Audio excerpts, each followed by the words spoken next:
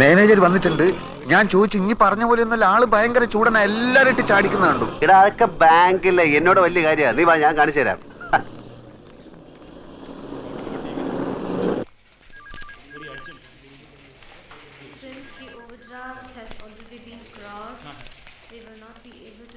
ഉച്ചക്ക് ഞാൻ വരില്ല. ഇവിടെ കഴിച്ചോളാന്ന്. ഇവിടെ നേരത്തെ ഇരുന്ന മാനേജർ ഒരു സർദാർജി മൊത്തം കുളമാക്കിട്ട് പോയിരിക്കാണ്. വേണ്ടെന്ന് പറഞ്ഞില്ലേ?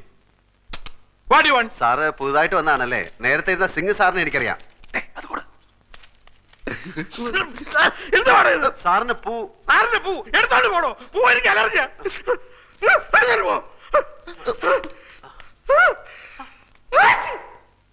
സർ, ഞാനൊരു ലോണിന് അപ്ലൈ ചെയ്തിരുന്നു 2 വർഷത്തേക്ക്. ഒരു കടയെടുത്തിട്ട് വരാമെങ്കിൽ ഉടനെ ലോൺ തരാമെന്ന് പറഞ്ഞു. സിംഗ് മാനേജർ. അയാളല്ലേ പറഞ്ഞത്? ഞാൻ പറഞ്ഞിട്ടല്ലോ. അയാൾ പോയി. ഞാൻ ആർക്കും ലോൺ കൊടുക്കാറില്ല. സാർ അങ്ങനെ പറയരുത്. 1.25 ലക്ഷം റുപ്യ ഇരട്ടി പലിശക്ക വാങ്ങിയത് ഇവനേതാ? എന്റെ സുഹൃത്താണ്. ഇവനെ ആദ്യം പിടിച്ച് പുറത്താക്കെ. ഇവനെ കണ്ടപ്പോഴേ എനിക്ക് അലർജി അറിയാതെ. പിടിച്ച് പുറത്താക്കെ. സോപ്പിട്ടിട്ട് വരാം. സർ, സർ, എന്താ തന്റെ പേര്? അപ്പുക്കുട്ടൻ. ആപ്ലിക്കേഷനിൽ ജി അപ്പുക്കുട്ടൻ നായർ ചേരിയിലെന്നാണ്. സാറിന്റെ പേരെന്താണ്? ഇയാളുടെ കൂടെ പോയി തന്റെ ആപ്ലിക്കേഷൻ തിരിച്ചു മേടിച്ചോണ്ട് പൊയ്ക്കോളൂ. സാർ, ഞാനൊരു മലയാളിയാണ് സാർ. അതുകൊണ്ട് തന്നെ തരില്ലെന്ന് ഉറപ്പിച്ചത്. മലയാളിയിൽ നിന്ന് കേട്ടാ എനിക്ക് അലർജിയാ. സാർ, ഞാൻ ആത്മഹത്യ ചെയ്യും സാർ. ലോക ചരിത്രത്തിൽ ഇന്ന് വരെ ബാങ്ക് ലോൺ കിട്ടാത്തതിന്റെ പേരിൽ ഒരാൾ ആത്മഹത്യയായിട്ട് ഞാൻ കേട്ടിട്ടില്ല. ആ കണ്ടിട്ട് താഴത്തോളൂ. Please get out. Sir, please പുറത്താക്കണോ? Sir, please sir. പറയുന്നു. രാവിലെ ആകുമ്പോ ഓരോരുത്തന്മാർ കെട്ടിയെടുത്തോളൂ. പൂവും കായും അവന്റെ. ഇനി നമ്മൾ എന്ത് ചെയ്യണം? നമ്മളോ? എനിക്കെന്താ കുഴപ്പം? 2000 റുപ്യന്റെ പണി, മോട്ടോർ സൈക്കിള്, താമസിക്കുന്ന സ്ഥലം എല്ലാം ഉണ്ടല്ലോ. ഞമ്മക്കെന്താ ഉള്ളത്? മാമയും പോയി, മൈമുനയും പോയി. കയ്യിലാണെങ്കിൽ കാശില്ല. പടച്ചോനെ കണ്ണിലിരുട്ട് കയറുന്നത് പോലെ തോന്നുന്നു. അത് സന്ധ്യയാവാൻ പോകുന്നോണ്ട് തോന്നുന്നായിരിക്കും. എന്ത് ഇരുട്ട്? അപ്പൊ നെഞ്ചിൽ കത്തിക്കൊണ്ടിരിക്കുന്ന തീയ. എടാ, എന്റെ അവസ്ഥ ഒന്ന് ആലോചിച്ച് നോക്ക്. ഒരു പൂവെടുത്ത് ചെവിയിൽ വെച്ചിട്ട് റോഡിൽ കൂടി ഒന്ന് ഓടിയാലോ എന്നാലോചിച്ചിരിക്കുകയാണ് ഞാൻ. ഓ, എന്തൊക്കെ ബഹളങ്ങളായിരുന്നു. 3000 ഇവിടെ, 5000 അവിടെ, 25,000 രൂപന്റെ പാപ്പനം. നമ്മളൊന്നും പറയുന്നില്ല. നീ കൂടുതൽ വർത്താനൊന്നും പറയണ്ട. നിന്റെ അത്യാഗ്രഹം കൊണ്ടാ കിട്ടാനുള്ളതും കൂടെ കിട്ടാതെ പോയത്. ബാദുഷയുടെ സ്വപ്നം. ഇടാ, സ്വപ്നം കാണുന്നതിന് ചില അതിരൊക്കെ ഉണ്ട്. ദൈവത്തിന് അർക്കാത്തൊന്നും സ്വപ്നത്തിൽ കാണാൻ പാടില്ല. പട്ടിണി പണ്ടാരം ബാദുഷയുടെ സ്വപ്നം കാണുന്നു. അതെന്നാ കിട്ടാനുള്ളതും കൂടെ ഇല്ലാതായി പോയത്.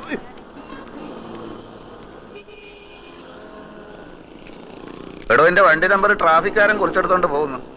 ഇതിന്റെ കുറ്റിപ്പറല്ല. അവിടെ ഇവിടെ വണ്ടി വെച്ച് കഴിഞ്ഞാല് ട്രെയിന് വന്ന് എടുത്തോണ്ട് പോകും.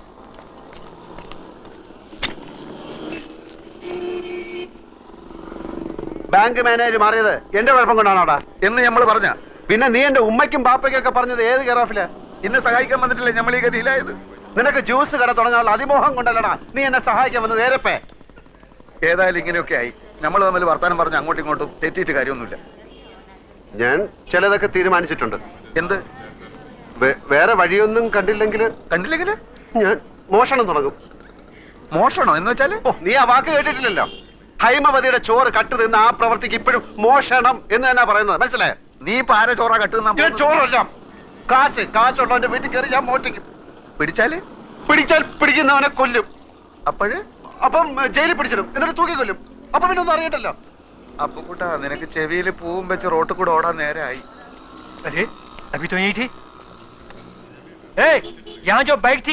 അതെടുത്ത് അപ്പുറത്ത് മാറ്റി വെച്ചിട്ടുണ്ട്.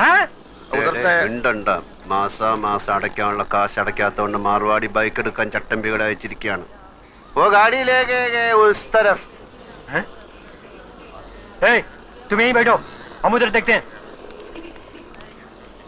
അവന്മാർക്ക് നിന്നെ കണ്ടിട്ട് മനസ്സിലായില്ല. മാർവാടിയല്ലേ എന്നെ കണ്ടിട്ടുള്ളൂ, ചട്ടമ്പികൾ എന്നെ കണ്ടിട്ടില്ലല്ലോ. തൽക്കാലം ബൈക്ക് വിട്ടിരിക്കട്ടെ, നോക്ക് പിന്നെ ഒന്നെടുക്കാൻ.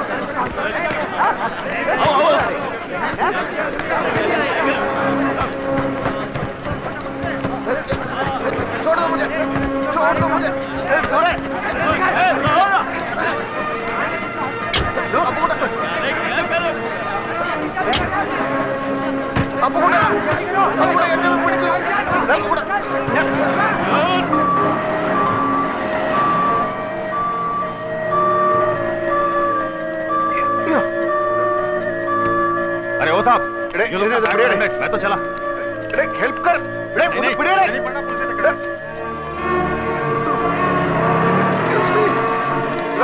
प्लीज हेल्प मी आप यहीं रुकिए हम इमरजेंसी को इन्फॉर्म करते हैं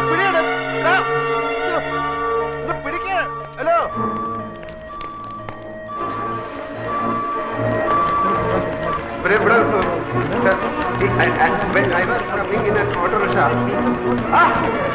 എനിക്ക് അറിഞ്ഞോണ്ട് ഇവരെ ശരിക്കും ആക്ച്വലി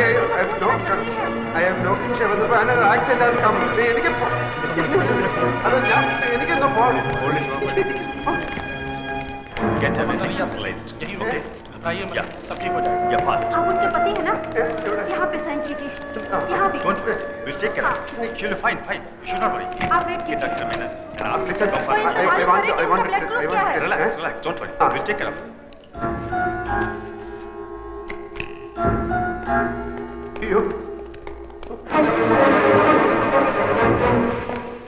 ये है जनरल वार्ड.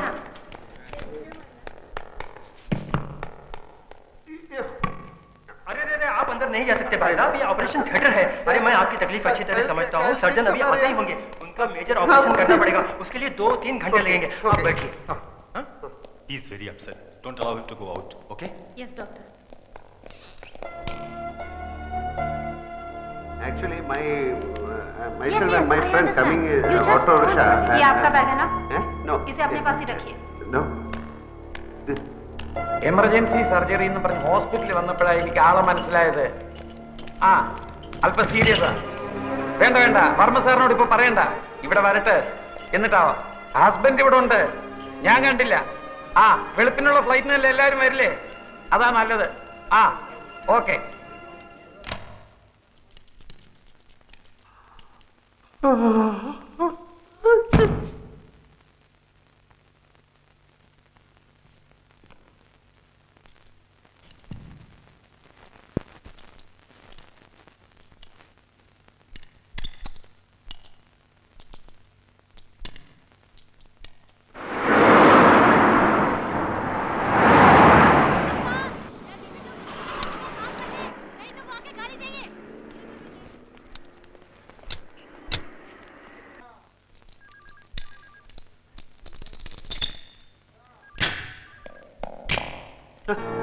ചന്ദ്രികയുടെ അടുത്തിരിക്കുകയായിരുന്നു ഞാൻ, ബോധം തെളിയുന്നവരെ. ആ Sir, ആക്ച്വലി സർ ഞാൻ ചന്ദ്രികയുടെ വീട്ടിൽ നിന്ന് എല്ലാവരും വന്നിട്ടുണ്ട്. സർ ഞാൻ എല്ലാം തുറന്ന് പറയുന്നുണ്ട്. ഒന്നും പറയണ്ട, കഴിഞ്ഞു, ഒക്കെ കഴിഞ്ഞു. വർമ്മ സാർ ആകെ തകർന്നിരിക്കുക. ഒന്നും പറഞ്ഞവരെ ഞാൻ വിഷമിപ്പിക്കരുത്. അവരുടെ അടുത്ത് എന്ത് ചെയ്തു? ഞാൻ പറയുന്നൊന്ന് കേൾക്കണം സാർ. കുഴപ്പമില്ല, എല്ലാം ഞാൻ അവരോട് പറഞ്ഞു കഴിഞ്ഞു. ആൽഫി ഒന്ന് കാണണമെന്ന് പറഞ്ഞിരിക്കുക.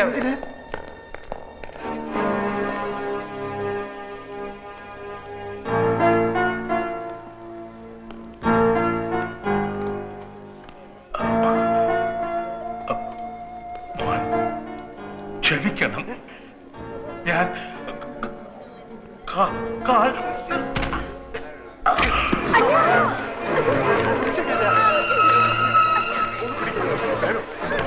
इसको आईसीयू में लेके चलो, ऑक्सीजन देना है.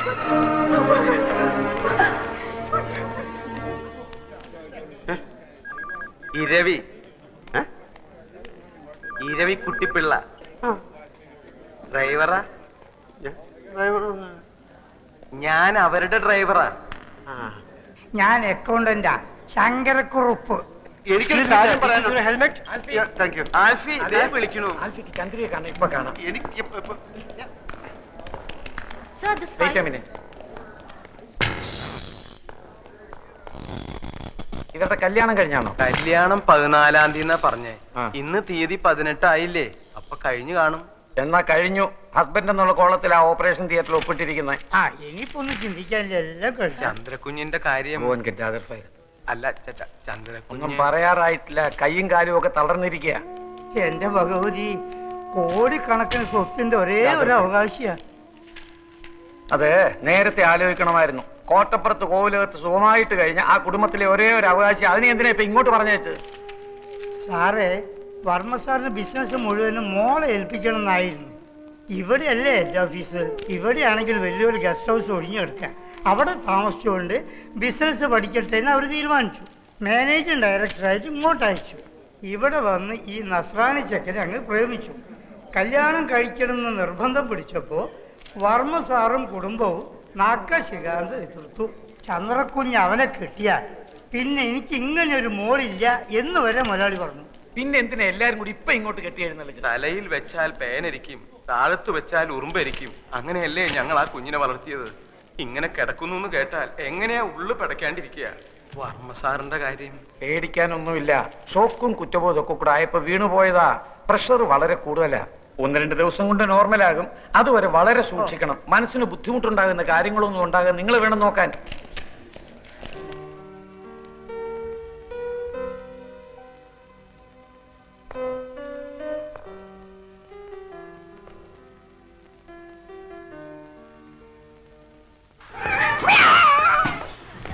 आज मैं इस बिल्ली को नहीं छोड़ूंगी।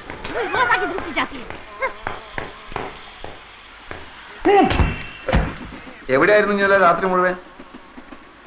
ഇന്നലെ രാത്രി പാതി ചത്തൊരു ശവത്തിനെ നാട്ടിലെല്ലാം കൂടെ എന്നെ മടിയോട്ട് വെച്ചെന്നില്ലേ? അവളെ താങ്ങി പിടിച്ചോണ്ട് ഞാൻ ആശുപത്രിയിലോട്ട് ചെന്നു. അവിടെ കുറെ പണ്ടാരങ്ങൾ എന്നെ പിടിച്ച് വലിച്ച് ആശുപത്രിയിലോട്ട് കയറ്റി. എന്നിട്ട് ഏതാണ്ട് ചവറ് പേപ്പറിലൊക്കെ ഒപ്പിടാൻ പറഞ്ഞു. ആ വെപ്രാളത്തിൽ ഞാൻ അവർ പറയുന്നിടത്തൊക്കെ ഒപ്പിട്ടു. അതോടെ ഞാൻ അവളുടെ നായരുമായി. എന്നിട്ട് ഈ പെട്ടി എന്റെ തലയിലോട്ട് വെച്ച് എന്നിട്ട് അവിടെ കുത്തിരിക്കാൻ പറഞ്ഞു. എങ്ങനെയെങ്കിലും ഇതും കൊണ്ട് രക്ഷപ്പെടാന്ന് വിചാരിച്ചപ്പോൾ നിന്റെ മുടിഞ്ഞ മാമ ഒലക്കയുടെ മൂടും അന്വേഷിച്ചോട്ട് കുറെ പോലീസുകാരായിട്ട് അവിടെ കളഞ്ഞു നടക്കുന്നു. ഇനി അയാളുടെ കണ്ണി പെട്ടിട്ട് പുലിവാലാക്കണ്ടെന്ന് കരുതി നിധി കാക്കുന്ന ഭൂതത്തെ പോലെ ഈ പെട്ടിയും കെട്ടിപ്പിടിച്ചോണ്ട് ഞാൻ അവിടെ ഇരിക്കുക. നേരം വെളുത്തപ്പോ അവളുടെ തന്തയും കുറെ ആൾക്കാർ ഒരു പട പോലെ അലറി വിളിച്ചോണ്ട് ആശുപത്രിയിലോട്ട് വന്നു. ആ തന്ത എന്നെ കണ്ടത് അലച്ചു കയറി എന്റെ കാലിലോട്ടും പിന്നെ അവിടുത്തെ തലയും കുത്തി താഴോട്ടും. വെട്ടിയിട്ടവൾ ഒരു സൈഡിലെ പെണ്ണും അവസാനത്തെ വലിയ വലിച്ചോണ്ട് തന്ത അപ്പുറത്തും. ആ തക്കത്ത് ഞാൻ ഈ പെട്ടി എടുത്തോണ്ടെങ്കിൽ ചാടി. അവൾ ഏതാണ്ട് കോടീശ്വരന്റെ മകളാണെന്ന് പറഞ്ഞ അതിലുണ്ടോ ഇരുത്തി നീ ആ പെട്ടി തുറന്ന് നോക്കുക. അതിന്റെ അകത്ത് എത്ര രൂപയുണ്ടെന്ന് എനിക്കറിഞ്ഞൂടാ. ചെറുതാണെങ്കിലും വിലയുള്ള പെട്ടിയാ. അകത്ത് കാര്യമായിട്ട് എന്തെങ്കിലും കാണാണ്ടിരിക്കില്ല. നിനക്ക് എന്റെ പേരറിയോ? അപ്പക്കുട്ടൻ നായര്. അത് പണ്ട്. ഇപ്പൊ ആൽഫി. ആൽഫി അതെന്തോ തിന്നുന്ന സാധനത്തിന്റെ പേരല്ലേ? അല്ല, അത് കുൽഫി. അതെ, കുൽഫി. ഇത് ആൽഫി, ആൽഫ്രഡ് ഫെർണാണ്ടസ്. ആ പെണ്ണ് തന്തയായിട്ട് പിണങ്ങിയിട്ട് പ്രേമിച്ച് കെട്ടിയവന്റെ പേര്. അപ്പൊ അവനോട് പോയി? ഈടെ അവനെ ആരും കണ്ടിട്ടില്ല. അതല്ലേ എല്ലാരും കൂടെ എന്നെ പിടിച്ച് അവനാക്കിയത്. എന്നാലും അവനവിടെ പോയി? ഈടെ അവനെ ആരും കണ്ടിട്ടില്ലെന്ന്. ഈ പെണ്ണ് മാത്രമേ കണ്ടിട്ടുള്ളൂ. അവള് കണ്ണും മൂക്കും തളർന്ന് നടക്കുന്നതുകൊണ്ട് വാ തുറന്നൊന്നും മിണ്ടാൻ കഴിയുന്നില്ല. എന്റെ ഗതികേടല്ല എന്ത് പറയാൻ. എന്നാലും അവനവിടെ പോയി? അവനെ കണ്ടിട്ടില്ലെന്ന് പറഞ്ഞാ തുറന്നു. ഇതെന്താ വലിയ പെട്ടിക്കകത്തൊരു ചെറിയ പെട്ടി? വെട്ടിയല്ലടാ, കമ്പ്യൂട്ടർ.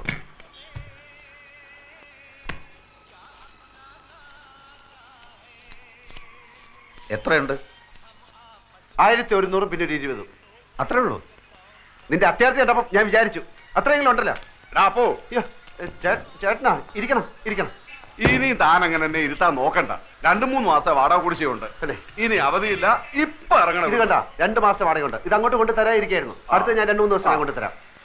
ഞാൻ 3-4 ദിവസം വീട്ടിൽ കൊണ്ട് തരാം. 2 ദിവസം കഴിഞ്ഞ് 2-3 ദിവസം വീട്ടിൽ കൊണ്ട് തരാം. ആ ശരി. വാടാ. അത് പോയി. ദേ ചെക്കും ബാങ്കിന്റെ ബുക്കും. എവിടെ? जल्दी से कपड़े अंदर ले आ, बारिश आने वाली है। എന്റെ അമ്മോ, 23 ലക്ഷം അവളുടെ അക്കൗണ്ടിൽ ബാങ്കിലുണ്ട്. പടച്ചോനെ, 23 ലക്ഷം. ചെക്ക് ബുക്ക് ഉണ്ട്, നമുക്ക് എഴുതി എടുക്കാം. എഴുതി അങ്ങോട്ട് കൊടുത്ത ഉടനെ കാശ് എടുത്തരാൻ നിന്റെ പാപ്പ അവിടെ മാനരാ? ഒരു വസ്തു അറിഞ്ഞൂടാ. ഇവിടെ അവള് ചെക്കിൽ ഒപ്പിടണം. മണ്ട മുത്തപ്പ. ഓളും ബാപ്പയും മയ്യത്താവുന്നല്ലേ ഇനി പറഞ്ഞത്? രണ്ടിന്റെ കിടപ്പ് കണ്ടിട്ട് കാറ്റ് പോണ ലക്ഷണമാണ്. അങ്ങനെ കാറ്റ് പോയാ പിന്നെ 23 ലക്ഷം ആർക്കാ? ആ ഓളെ പുയ്യാപ്പിളക്ക് എന്ന് വെച്ചാ നിനക്ക്. അപ്പൊ ഒറിജിനൽ ആൽഫി വരും, ലക്ഷവും കിട്ടൂല, ആൾമാറാട്ടത്തിന്റെ പേരിൽ കേസാവും. ഞാനില്ല, ഞാൻ സത്യം തുറന്നു പറയാൻ പോവാ. അങ്ങനെ തുറന്ന് പറയാൻ വരട്ടെ. നമുക്ക് ആശുപത്രി പോയിട്ട് നന്നായിട്ട് എല്ലാ കാര്യങ്ങളും ഒന്ന് വിസ്തരിച്ച് മനസ്സിലാക്കാം. എന്നിട്ട് മതി സത്യം തുറന്നു പറയാൻ. ഞാൻ സത്യം തുറന്നു പറയാൻ പോവാ. മോഷണം, ജയില്, തൂക്കുമരം, ഇതൊക്കെയാണ് ഇപ്പൊ നമ്മുടെ മുമ്പിൽ തെളിഞ്ഞു നിൽക്കുന്ന വഴികൾ. വേറെ ഏതെങ്കിലും ഒരു വഴി കൂടെ ഒന്ന് ശ്രമിച്ചു നോക്കുന്നതിൽ എന്താ കുഴപ്പം? വേറെ ഏതെങ്കിലും ഒരു വഴി കൂടെ ഒന്ന് ശ്രമിച്ചു നോക്കുന്നതിൽ എന്താ കുഴപ്പം? ആ വഴി കൂടെ പോയിട്ട് നമ്മൾ ബന്ധപ്പെടുന്ന ഈ വഴിയിലാണെങ്കിൽ പിന്നെ നമ്മൾ ഏത് വഴിയിലായി പോവും?